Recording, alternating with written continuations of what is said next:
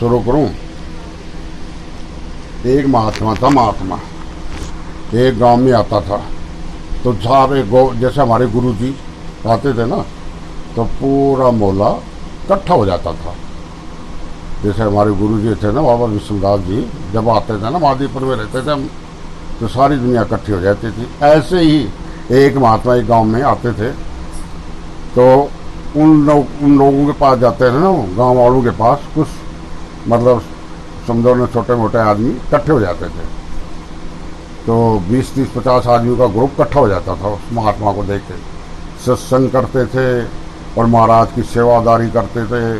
कभी खीर बनाते थे, कभी हलवा बनाए, कभी कुछ बनाए, कभी कुछ बनाए। वो भाई दो दिन 3 दिन रहता महात्मा, खूब खाता पीता मोर से रहता। तो दूसरे थे ना आदमी, थर्ड क्वालिटी भी तो होते ना, जड़न वाले भी, सड़न वाले भी। उन्होंने सोचा साला देख मोडिया क्या मौत ले रहा है, देखो कितने मजे ले, बेचारा बोड़े डोड़े आदमी है, और इसकी सेवा कर दे। कदे खीर बना रहे, कदे हलवा बना रहे, कदे कुछ बना रहे, कदे कुछ बना रहे, कितना पेट भर भर के इनको खुआ रहे, कितनी सेवा कर रहे। तो भाई कहते देखो जड़े। तो एक आदमी बोला उन्हीं के में से, कहते भाई ये छोटे मोटे संत नहीं है, ये बहुत बड़े संत हैं। यह समझा ने जो ये बताते हैं बात अटल होती है, मतलब सिद्ध होती है। कहता क्या अटल होती है? कहता हाँ, तो पूछ के देख ले। कहता देखूंगा भाई, तेरे महाराज से पूछ के क्या मन की बात बताता है। तो आया, जैसे शाम के टाइम दूसरे दिन, तो महाराज नमस्कार, सत साहेब बोला उसको, सत साहेब भाई, सत साहेब। महाराज आपको कई दिन होगा मालपुए मोद खा रहे हो, और मैं भी एक चीज़ चाहता हूँ। कहते बोल भाई, कि बगैर कहे कोई मिलता है क्या कुछ खाना पीना? कहते हाँ जी मिलता है, जिसके नशे में हो ना वो उसको वहीं मिलेगा, वहीं मिल जाता। उसके जिसके नशे में मिलता ना, जहाँ भी वो होगा वहीं पे वो पहुँचेगा। कहता मैं नहीं मान सकता। कहता नहीं मान भाई, आजमा के देख ले।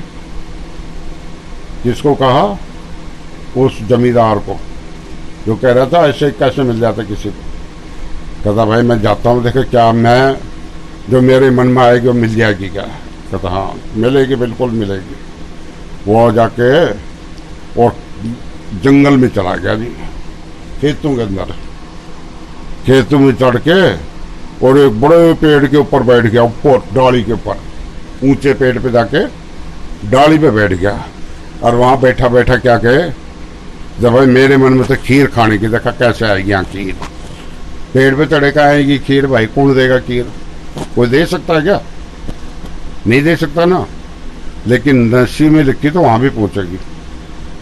अब वहां बैठ गया जो ऊपर बैठ गया, तो भाई अंधेरी रात हो गई। उधर वो होते हैं ना बंजारे, क्या बोलते हैं, गाय गू रखते हैं, जो राजस्थानी गाय गू रखते हैं, वो पहुंच गए उस पेड़ के नीचे। बारी दरकत था, तो उनकी औरतें पहले पहुंच जाती हैं। तो देख लेते ठिया भाई फलानी रात को कहाँ होगा, तो वहाँ पे ठिया बना दिया था कि भाई वहाँ पे बैठेंगे, फलाना पड़ के नीचे।